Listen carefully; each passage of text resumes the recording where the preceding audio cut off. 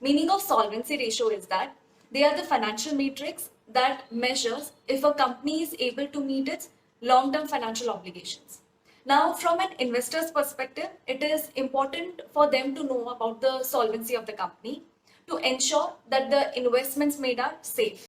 These ratios are differentiated between leverage and coverage ratios.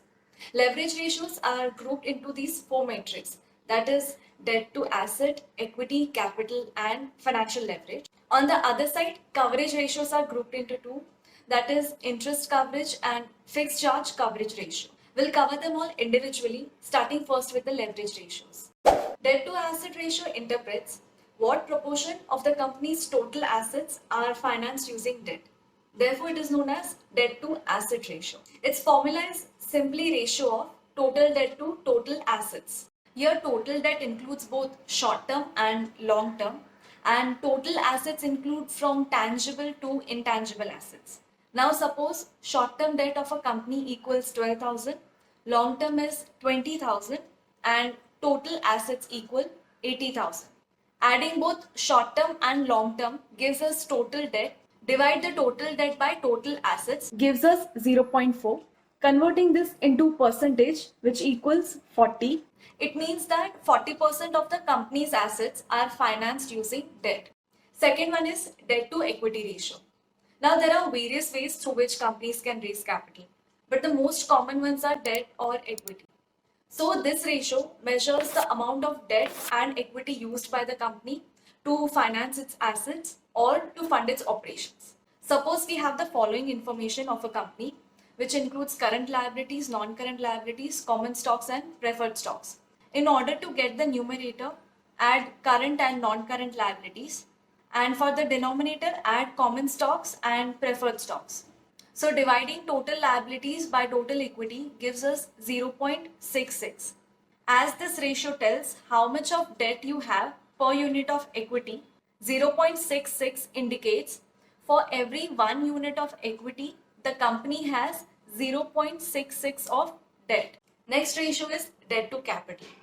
As I just mentioned, companies most commonly raise capital through a combination of debt and equity, and adding this debt and equity equals total capital.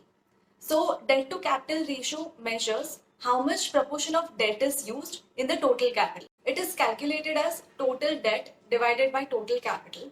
For example, let's say a company has a debt of 20,000 and equity of 40,000. So total capital is 20 plus 40, which gives us 60,000. Now to calculate the ratio, divide 20,000 by 60,000, which equals 0.33. Converting it into percentage, which means 33.3% of the company's total capital is financed with the debt. And the last one is financial leverage, also known as asset to equity ratio.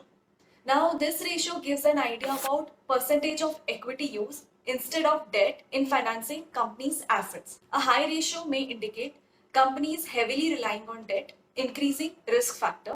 Conversely, a low ratio may imply that the company has a strong equity base. Formula is total assets divided by total equity. Suppose total asset is 80,000 and equity is 48,000. Using these numbers in the formula, 80,000 divided by 48,000 gives us 1.66.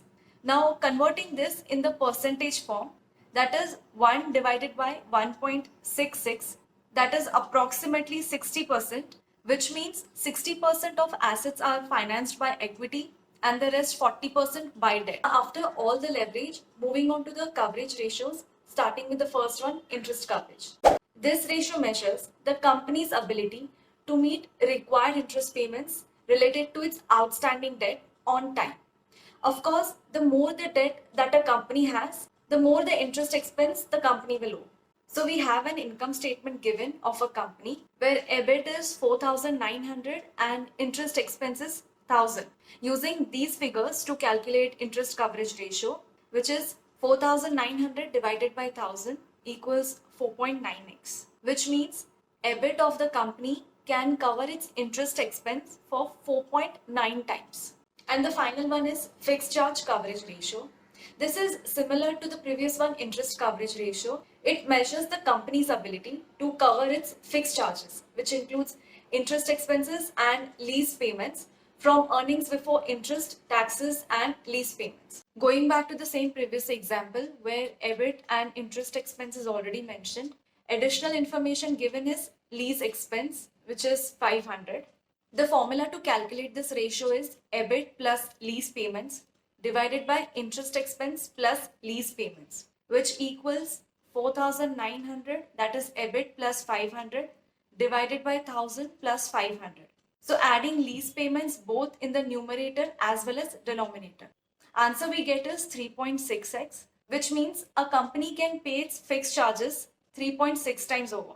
Or we can say that company is making 3.6 times more than it's paying its interest and lease payments. The difference between these two is higher leverage ratio equate to more financial risk, so the lower the better. On the other hand, higher the coverage ratio means company has a good financial position, and lower the ratio, the riskier it is, which is opposite to leverage ratio. Okay, so that's about it. See you in the next video.